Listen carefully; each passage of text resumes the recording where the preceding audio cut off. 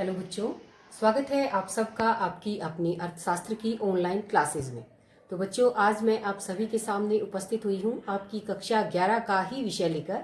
कक्षा 11 में हम चैप्टर 12 को पढ़ रहे थे, जिसका नाम था हमारा कोरिलेशन या सहसंबंध। इस चैप्टर की हमारी ये लास्ट वीडियो है, चौथी वीडियो है, और इस चैप्टर में हम अपने चैप्टर 12 को कंप्लीट कर लेंगे। तो आज इस वीडियो में हम पढ़ेंगे सहसंबंध को मापने की विधियां।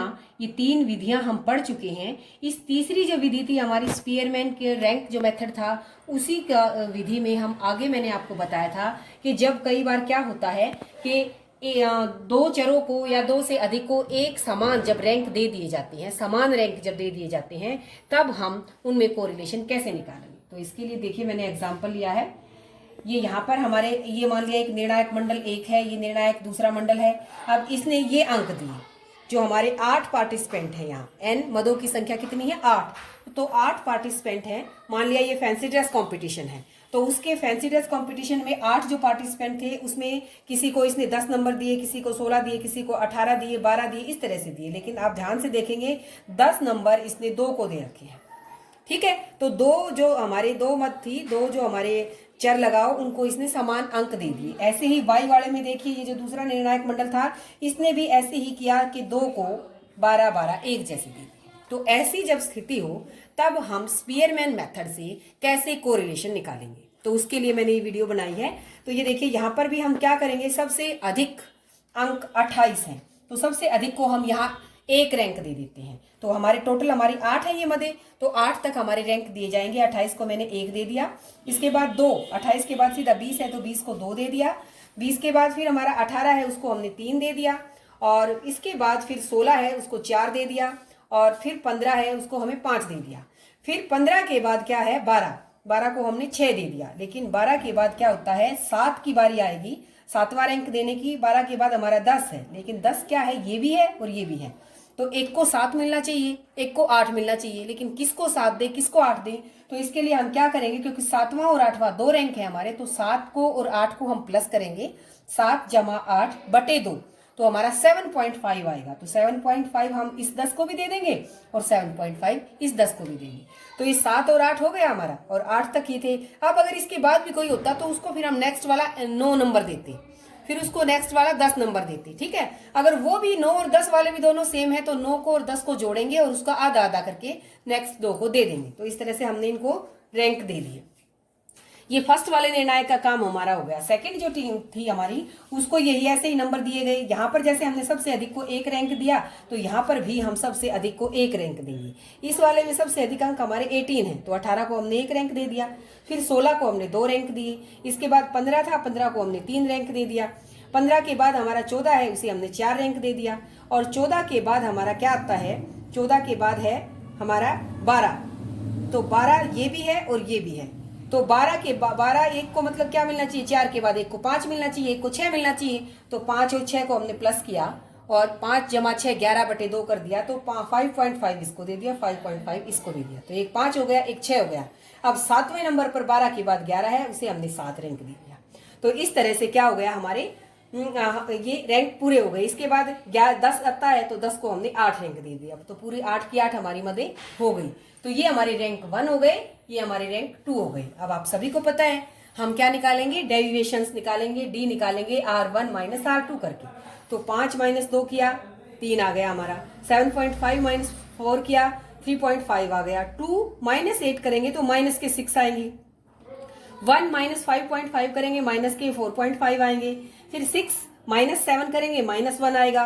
7.5 माइनस 3 करेंगे तो 4.5, 4 माइनस 1 3, और 3 माइनस 5.5 माइनस के 2.5 आएगा। इसके बाद क्या करेंगे? हम डी निकाल लिए चुके हैं हम, तो डी स्केयर निकालेंगे। इन सब का स्केयर करेंगे। 3 का स्केयर 9।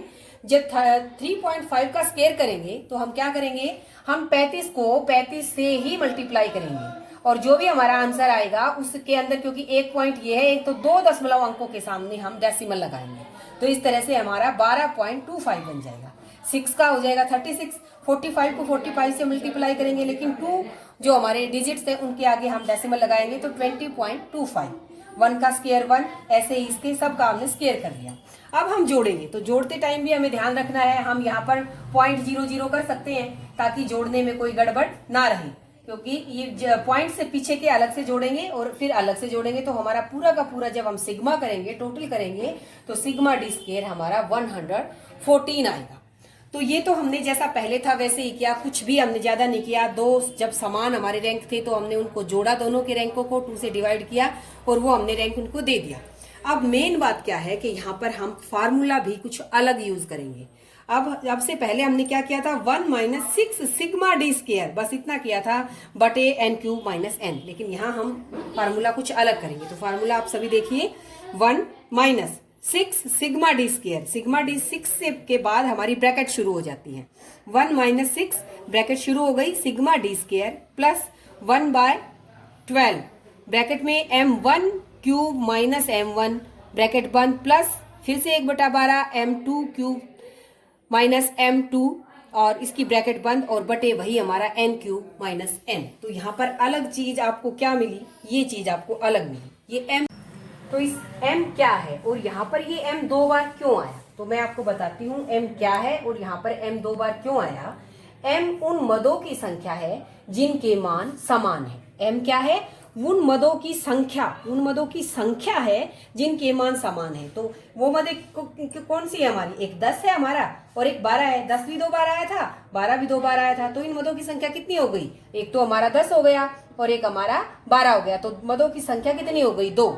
अगर ये मदों की संख्या क्या होती, कोई और अंक और होता, 3 होती, तो हम m को 3 बार लिखते। ठीक है, m क्या है, उन मदों की संख्या है जिनके मान समान है। तो हमें पता है यहाँ पर हमारी मदों की संख्या 2 है, एक 10 और एक 12। तो हमने m1 पर तो 2 गया हमारा, तो हम m1 भी हमारा यहाँ पर 2 है, तो और m2 भी हम यहाँ पर 2 लिखेंगे, m1 और m2। m3 और लिखते तब अगर क्या होता, अगर मदों की संख्या 3 होती तो हम यहाँ पर 3 लिखते। अब हम यहाँ पर क्या लिखेंगे, 2 लिखेंगे। तो देखिए हम चलिए वैल्यू पुट करते हैं। 1 - 6 सिग्मा डी स्क्वायर 114 प्लस 1/12। अब m क्या बताया, मदों की संख्या 2 है हमारी, तो 2 की शक्ति 3 माइनस 2 ब्रैकेट बंद, जमा फिर से 1/12, 2 की शक्ति 3 माइनस 2 ब्रैकेट बंद। और अगर 3 बार होता तो एक बार फिर से लिखते 1/12, 1/12 3 बार, तो यहाँ पर 3 आता, 3 आता और 3 ही बार आता। अब यहाँ पर 2 आया और 2 बार ही आया, क्योंकि मदों की संख्या कितनी थी, 2 थी। तो अब चलिए इसको सोल्व करते हैं। 1 - 6 114 हो गया, 2 का क्यूब कितना हो जाएगा हमारा 6, नहीं 2 का क्यूब क्या हो जाएगा 2 × 2 × 2, तो 2 दूनी 4 और 4 दूनी 8। 8 में से फिर जब हम 2 को माइनस करेंगे तो क्या आएगा हमारा 6 आएगा। ऐसे ही फिर से 1/12 गुणा 2 का क्यूब, फिर से 2 का क्यूब कैसे होगा 2 × 2 × 2, तो 2 दूनी 4 4 दूनी 8। 8 में से फिर हम 2 को माइनस करेंगे तो 6 आ गया। तो हम यहाँ पर इसको कट भी कर सकते हैं, 6 1 जार 6 2 जार दोनों कट गए हमारे। तो फिर क्या आ जाएगा यहाँ पर हमारा, ये 8 का क्यूब करेंगे तो ये हमारा 512 आएगा और -8 आएगा। तो अब यहाँ पर हमारा 1/2 1/2 हो गया कट होने के बाद। तो 1 - 6 ब्रैकेट शुरू 114 जमा 1/2 जमा 1/2, 1/2 1/2 हमारा पूरा 1 हो जाता है। 1 को जब 114 में जोड़ेंगे तो ये हमारे 115 बन जाएंगे। 1 - 6 × 115 और यहाँ पर हमारा 512 में से जब हम 8 को माइनस करेंगे तो 504 आ जाएगा। तो फिर बच्चों हम इसकी गुणा करेंगे, गुणा करने के बाद ये 690 बटे 504 और 690 को फिर हम 504 से भाग देंगे। आप सभी को दिख रहा है 690 अधिक है 504 कम है, तो सीधा ये 1 पे जाएगा। तो 1.37 हमारा आएगा जब हम इसे डिवाइड करेंगे।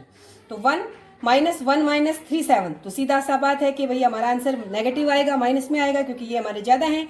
तो नेगेटिव में आया हमारा आंसर 0.37। तो यहाँ पर कोरिलेशन कैसा है, नेगेटिव कोरिलेशन है और माइनस के 3.7 हमारा कोरिलेशन है। तो बच्चों ये हमारा आंसर आ गया। ये हमारा तरीका था जब स्पीयरमैन मेथड में 2 या 2 से अधिक मदों को समान रैंक दिया गया हो। तो मेरे ख्याल से आपको समझ में आया होगा। एक बार में ना समझ आया हो आप वीडियो को दोबारा देखें, 3 बार देखें, जरूर आपकी समझ में आएगा। और इस तरह का कोई 1 या 2 सवाल आप स्वयं करके देखें। तो आज के लिए इतना ही। और एक बात और, अगर अभी तक आपने मेरे चैनल को सब्सक्राइब नहीं किया है तो चैनल को सब्सक्राइब जरूर करें ताकि अगली वीडियो आप तक तुरंत पहुंच सके। आज के लिए इतना ही। आप सभी का वीडियो देखने के लिए बहुत बहुत धन्यवाद।